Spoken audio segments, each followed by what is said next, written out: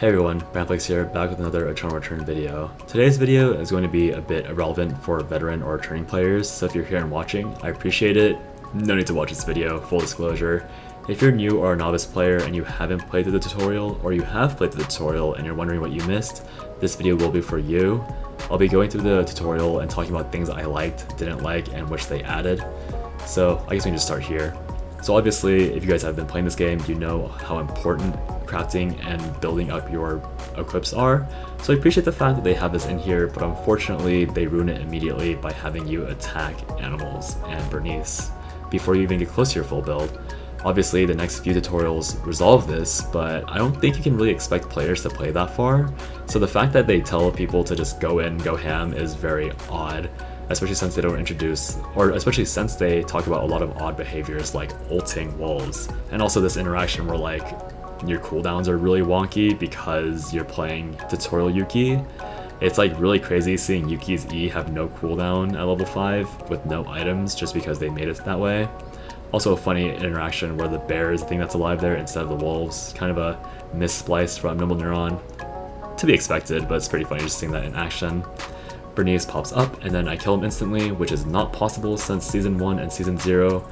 The fact they ask you to do that is very, very odd. Do not do this in your games unless you know for a fact your character is allowed to do that.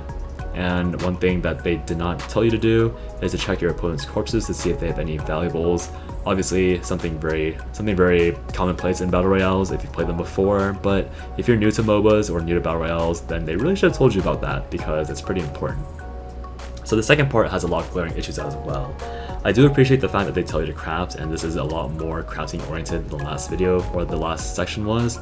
Unfortunately, they have FAILNAUGHT in your section. If you don't know, FAILNAUGHT is built with VF blood, which is a rare resource, which you're not getting anytime in day 1. So what's this part? This part is actually pretty useful. Hyperloops are very important for your build. They let you navigate the map way more quickly, they let you teleport around, catch up with your teammates. They let you juke enemies by relocating very quickly. It's very just an important resource to have. Unfortunately, they kind of break their one streak by asking you to kill wolves and wild dogs without a weapon or real build. Again, I think your damage is super inflated, but you should be killing chickens at that point, not those animals. I'm sure you've noticed if you played the game yourself, but dogs and wolves are super tanky, so it's very, very weird. Air supply boxes are their excuse for putting FAILNAUGHT in here. Again, it is very important to understand what these air supply boxes are because they can give you very valuable rewards. But like, you're not getting this day 1. You're not getting a VF blood day 1. You're not gonna be able to consistently rely on a supply box to make your legendary weapon. So very odd. So this next part is going to be talking about a bit more advanced concepts. So we have Ava running through red zone, which will kill you instantly if it reaches 0. Pretty good detail to note. They also explain to you Ava's unique passive, which is kind of odd because there's a lot of unique passives in the game, but they don't tell you that a lot of characters have that unique passive. So it's fine, but it's just a bit odd that it's there. They briefly explain to you mastery, but mastery is super important. It determines your levels, it determines your damage, it determines your defensive stats. So they kind of brush it off, but it is super important. Then they go ahead and tell you to look at other opponents to check their items before you fight. They don't tell you to hit tab, which is a much easier way of checking entire squads and also seeing their weapon mastery. So I don't like the fact that they only tell you to click on them, but it's probably fine. Nacho does give some pretty good information saying like, oh, you should not let your guard down in case there is someone stronger. After you take down Chloe, the game tells you about Mirror and Tree of Life, which are very important transition materials to make transition items. So pretty good on them to tell you that. But then they drop in something about credits. So credits are obviously a super important concept to the game, but they tell you that you can only get them, or they tell you to get them from mutant wild animals, which isn't true.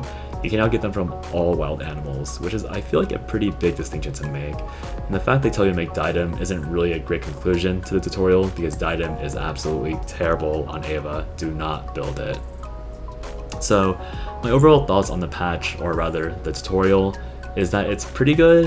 It's a lot better than it was before, it's a lot more structured, and they do tell you a lot more about the game and how to navigate yourself and how important it is to build. The fact that they tell you to build in almost every single route is very good because it really emphasizes how important crafting is in this game. But the fact that they have these very odd segments where you're like fighting people when you're way too weak is really odd. I think they could have done a better job of explaining the speedrun nature of the early game, just because, again, it is a speedrun. As the game gets a bit more populated and more people of more skill levels drop in, maybe there's an excuse to make about people fighting at blue weapon and actually having quote-unquote fun fights. But if you've fought at blue weapon, I'm sure you know it is an absolute ordeal to be killing people with only a blue weapon and nothing else. So it's very weird that they chose to include and keep that part of the game in. But on the bright side, you can actually complete your tutorial very easily now. I think in the past, when it was a Jackie tutorial, you had to like run around and hunt down people, which was really annoying because hunting down people without day cam, without understanding how to walk around the map properly because you're new to the game, was very annoying. So I think they've done a great job, and they could have done better, but you know, a good job is a better job than last time, so we'll take it. So one big thing that I'm kind of sad they didn't add to the tutorial is the squads mechanics that they've now added to the game. Obviously, if you've been playing, you know now that squads is the integral game mode for Eternal Return. So there's a lot of mechanics in squads that are very important that you should know about that the tutorial does not cover. So the very first one is auto respawn. In the first 2 days, I believe, so day 1, night 1, day 2, night 2, you have infinite auto respawn.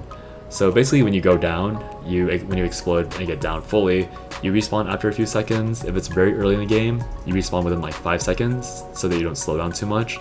If you die after that, you take like 35 seconds to respawn, but you still get credits from your teammates killing animals, so it's not too big of a deal.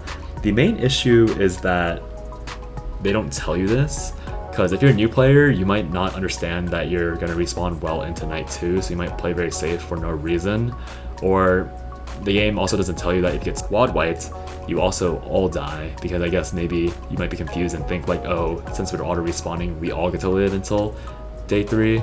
So a bit of a confusion there. They also don't tell you how to use the console, which is a huge major add they did for the 1.0 release.